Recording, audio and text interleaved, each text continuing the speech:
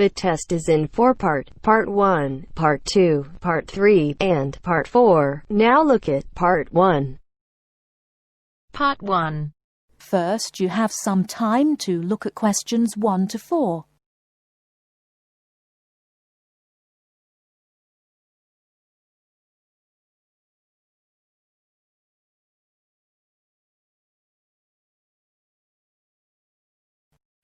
Listen carefully and answer questions 1 to 4.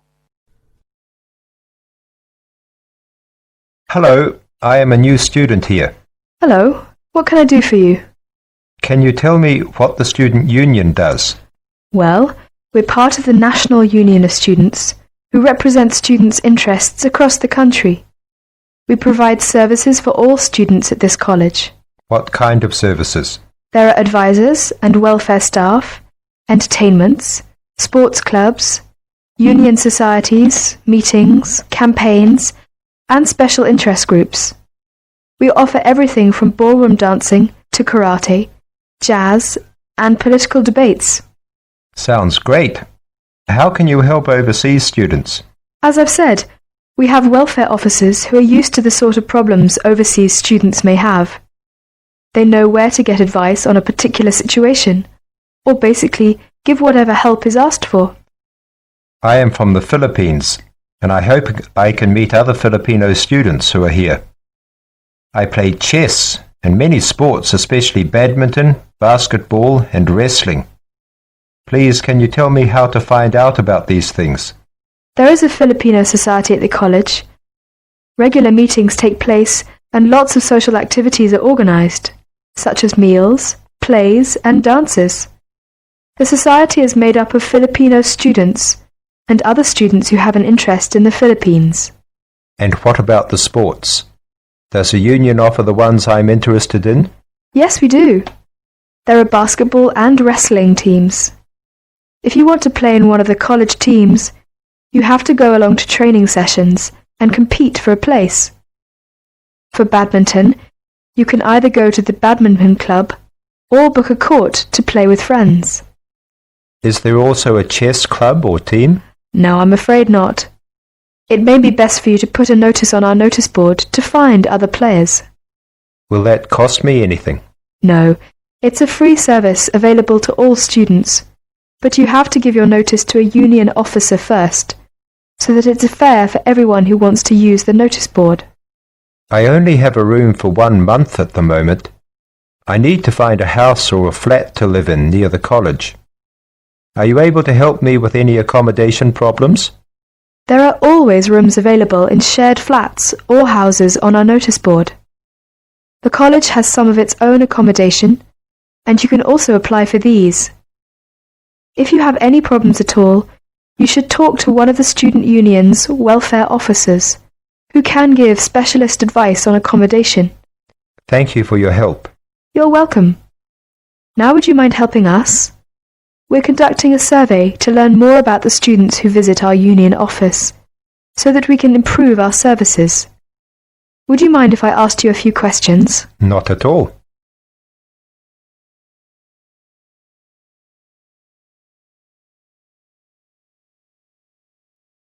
Now look at questions 5 to 10.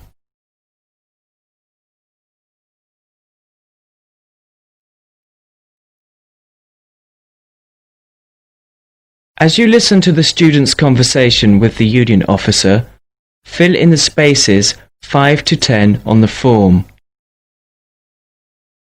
First, you have some time to look at the form.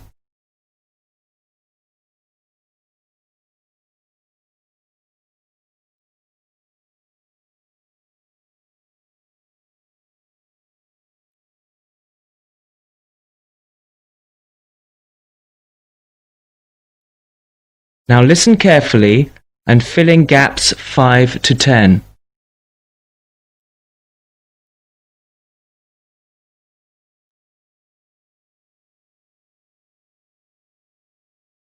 Now would you mind helping us? We're conducting a survey to learn more about the students who visit our union office, so that we can improve our services. Would you mind if I asked you a few questions? Not at all. First of all, what is your name? My name is Cesar Bautisto. How do you spell your last name? Bautisto. Thank you. And what are you studying? Development Economics. I see. And how long is the course for? 1 year. It's a postgraduate diploma. What would you like to do at the end of it? Have you made your mind up yet? Yes, I'd like to be a United Nations project advisor. Oh, would you? That sounds interesting. Tell me, though, why have you chosen this university? It's got a good reputation in the field of economics. And you say you come from the Philippines? Yes, that's right. And which city do you come from? Manila. Oh, that's the city I've always wanted to go to. What do you do in your spare time? I go to play games. I love sports. Ah, yes, you mentioned that. Basketball, badminton, and wrestling, wasn't it? Yes, that's right. Okay, that's it. I'll add your name to our mailing list. We appreciate your help with this survey. If you have any suggestions, be sure to give us a call or drop by at any time. All right, I will. Thank you. Bye. Bye.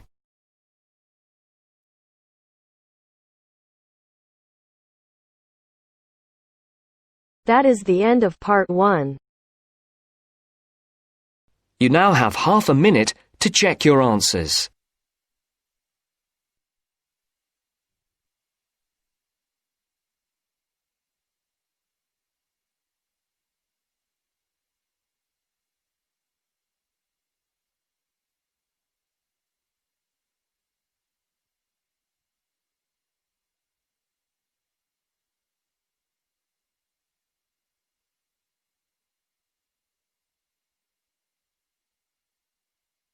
Now turns to part 2. Part 2. You are going to hear an interviewer who is interviewing Alan. He made a great discovery of Mungo National Park. First look at questions 11 to 15.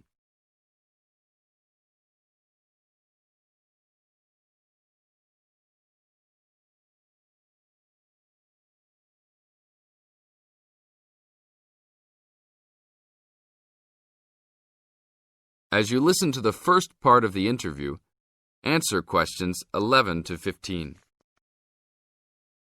An event occurred in 1996 over a period of 3 days that attracted considerable attention at the time and led to a new find in Mungo National Park, which is the focal point of the Willandra Lakes World Heritage Area in New South Wales, Australia.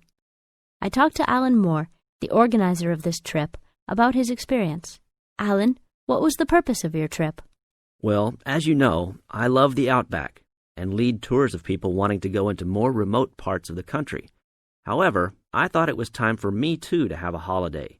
So I packed up my family and we went to Mungo National Park. Why did you choose this location?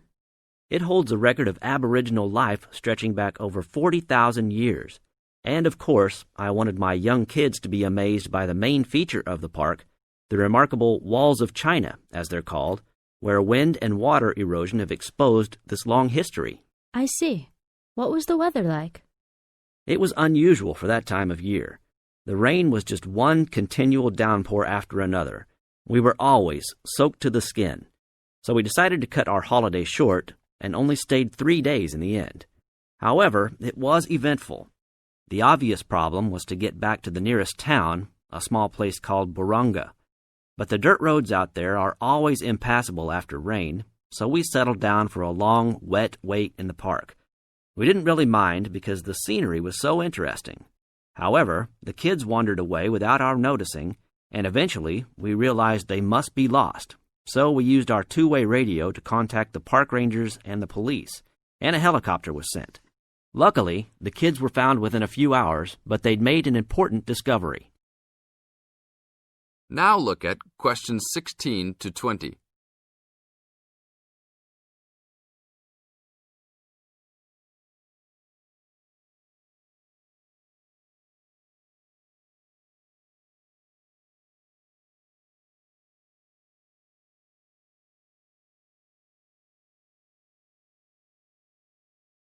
As the talk continues, answer questions 16 to 20. So the trip was also eventful for another reason, wasn't it? Yes, yes. They led us to some ancient Aboriginal art. The kids had taken shelter in a very small, low cave that was difficult to see from the outside. We were lucky to have another family camping in our location. When they heard us calling the kids, they immediately helped us search for them, and as the hours went by, they also provided us with much-needed support and encouragement.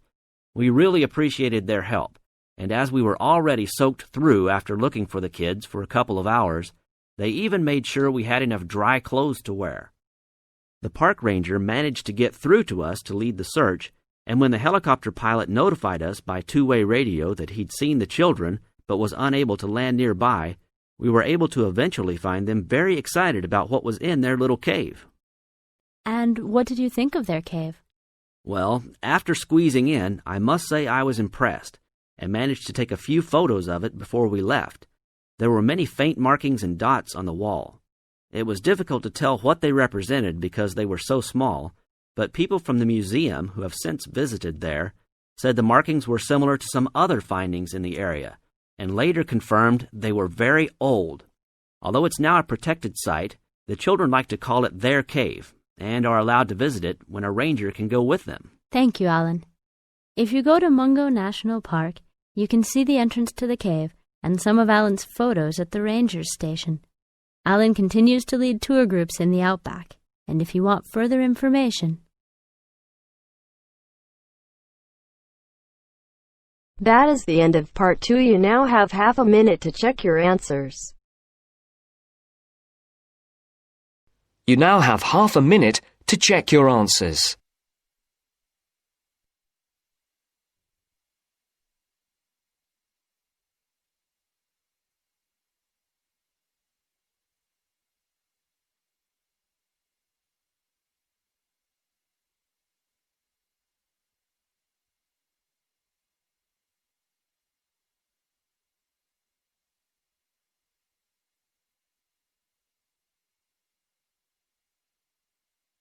Now turns to part 3. Part 3. Now turns to part 3. Part 3. You will hear a talk by a wildlife specialist on a type of bird called a kiwi. First, you have some time to look at questions 21 to 25.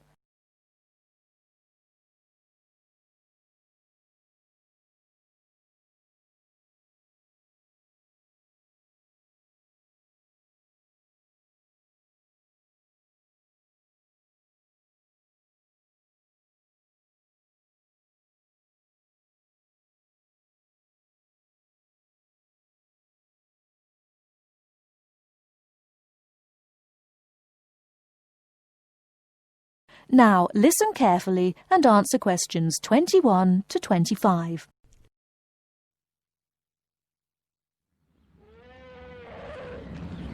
Ladies and gentlemen, welcome to Auckland Zoo on this sunny Sunday afternoon and to our special Kiwi fundraising event. My job is to tell you all about the amazing little kiwi, and your job, hopefully, is to dig deep in your pockets. Now, for the benefit of our overseas visitors here today, I should explain first of all that the kiwi is the national bird of New Zealand, and sometimes New Zealanders themselves are known as kiwis. Now, while kiwis in the wild are a rare sight, the kiwi as a symbol is far more visible.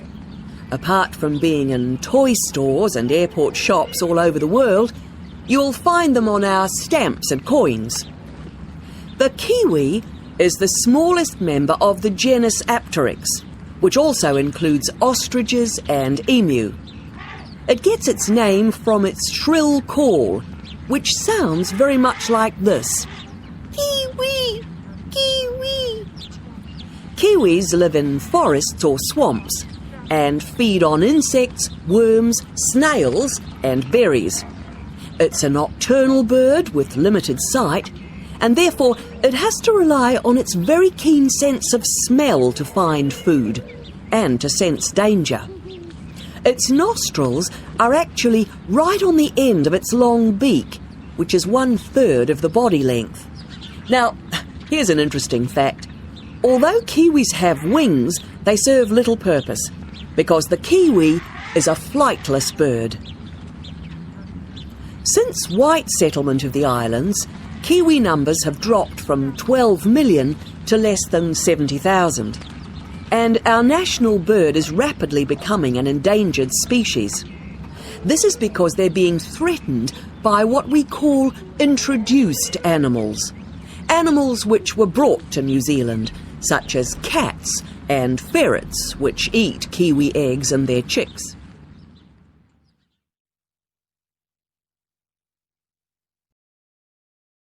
Before you hear the rest of the talk, you have some time to look at questions 26 to 30.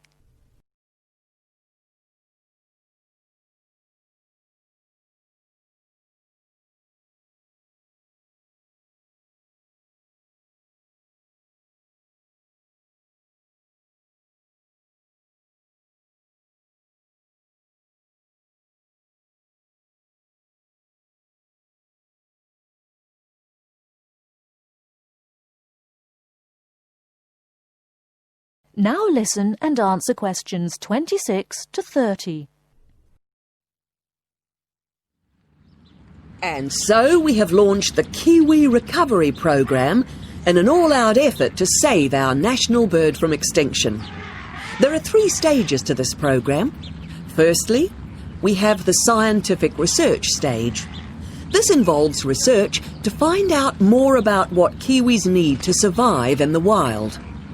Then secondly, we have the action stage. This is where we go into the field and actually put our knowledge to work. We call this putting science into practice. And then we come to the 3rd stage, the global education stage. By working with schools and groups like yourself, as well as through our award-winning Kiwi website, we are hoping to educate people about the plight of the kiwi. As part of the action stage, which I just mentioned, we've introduced Operation Nest Egg, and this is where your money will be going. It works like this. It's a 3-stage process. First of all, we go out to the kiwi's natural habitat and we collect kiwi eggs. This is the tricky part, because it can be very difficult to find the eggs. Then, in safe surroundings, away from predators, the chicks are reared. Now, this can be done on predator-free islands or in captivity. They're reared until they're about 9 months old, at which stage the chicks are returned to the wild.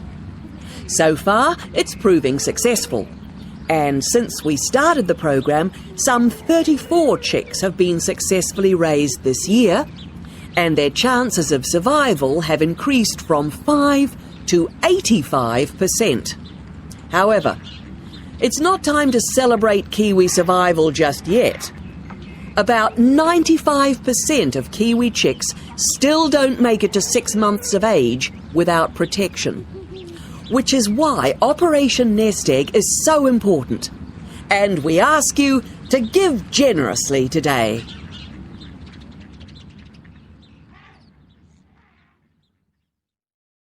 That is the end of part 3.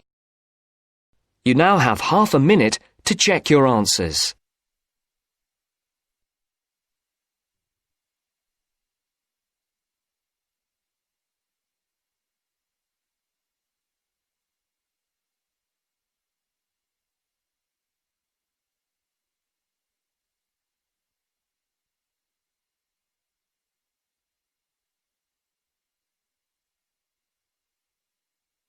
Now turns to part 4. Part 4. You'll hear a man giving a lecture on nuclear fusion. First, you have some time to look at questions 31 to 33.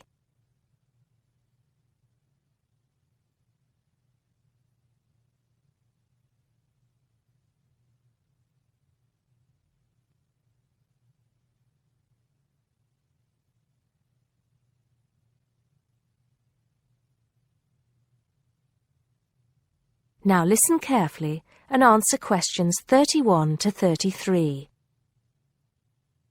I'd like to start by thanking so many of you for attending this, my first public lecture at this magnificent university.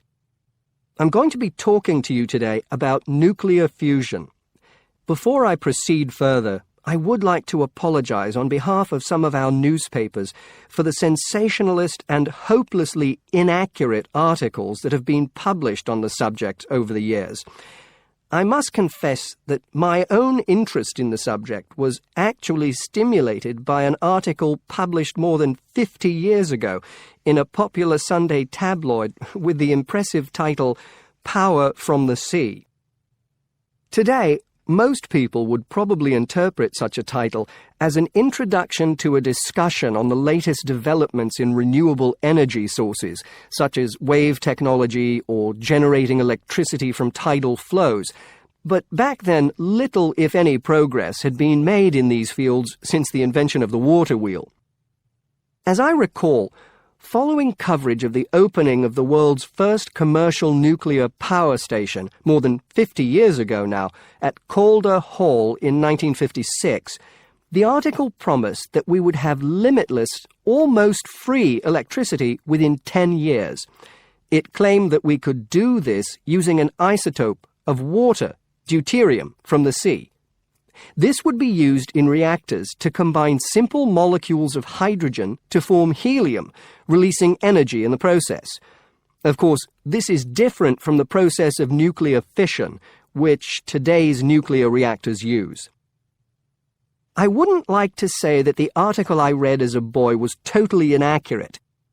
It's true that the concept of producing energy from nuclear fusion, essentially reproducing the reactions by which our sun and other stars produce energy, depends on fusing atoms of hydrogen, but the timescale suggested was hopelessly wrong. To this day, despite some very embarrassing false claims from scientists who should have known better, we have not been able to produce energy from nuclear fusion in a controllable way. Let me make clear what I mean by this statement, before some journalist in the audience gets hold of the wrong end of the stick. Yes, we have been able to fuse hydrogen atoms to produce helium and a release of energy, but the balance account has always been negative. We've always had to put more energy into the reaction than we've ever succeeded in getting out. We know the theory works, but we still do not know if we can get fusion to work for us and solve the problem of our energy needs. Before you hear the rest of the talk, you have some time to look at questions 34 to 40.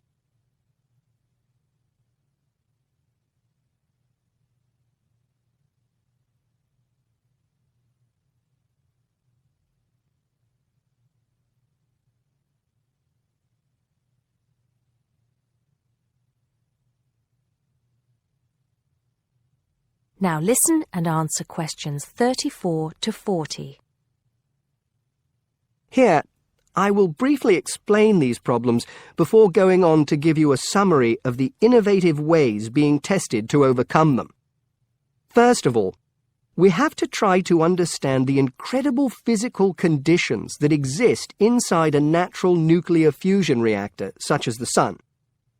To start with, we have to create temperatures never experienced on our planet. Indeed, if we had experienced the temperatures required, then our planet would never have formed. We have to generate temperatures of at least 100 million degrees Celsius in a carefully controlled environment before we can even hope to produce a fusion reaction. The problems are immense, but it can be done. Many of you will know that you can put your hand into a very hot oven and not get burnt, provided you do not touch any of the surfaces. I won't go into the reasons for this phenomenon here, but we are applying roughly the same principles in designs for fusion reactors. I think I can promise you that the heat will be confined to a very small area. The other major problem we have to find a solution to is pressure. The pressures in a massive body like the Sun are vast, And this is what brings the hydrogen atoms into such close proximity to one another that they fuse into helium. We may not have to achieve the same pressures in a fusion reactor, but even so, it is a huge technological problem. What, then, makes me hopeful about the future of energy from nuclear fusion? Perhaps surprisingly, it is developments in laser technology. We can now use lasers to control the nuclear fuel pellets so that they remain suspended inside the reactor without touching the sides. Remember that these pellets are quite small, and because they contain atoms of deuterium and tritium, the two isotopic forms of hydrogen that can be used in these reactions, they are quite light. The lasers will also compress the fuel pellet to raise the pressure to that required to initiate the fusion reaction. Another, far more powerful laser will be used to heat the fuel pellet to the temperature required. This laser, if you like, will act as the trigger to start the reaction. Once started, it is hoped that the reaction will produce enough energy to maintain itself, and also that it will produce a surplus in the form of heat that can be used to produce the steam needed to drive turbines in order to generate the electricity the world needs. To give you some idea of how much energy we can produce, it has been calculated that just 1 kilogram of fusion fuel is capable of producing the same amount of energy as 10,000 tons of fossil fuel. I think you would agree that such an objective is worth working towards. I believe, and I am not alone in this, that nuclear fusion could supply the world's energy needs for centuries to come. That is the end of part 4. You now have half a minute to check your answers.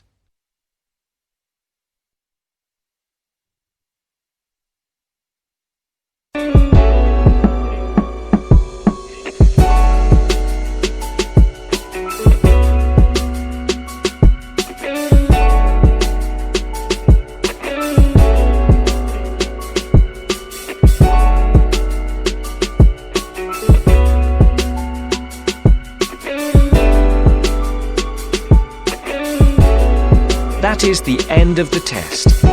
You now have 10 minutes to transfer your answers to your Ielts listening answer sheet.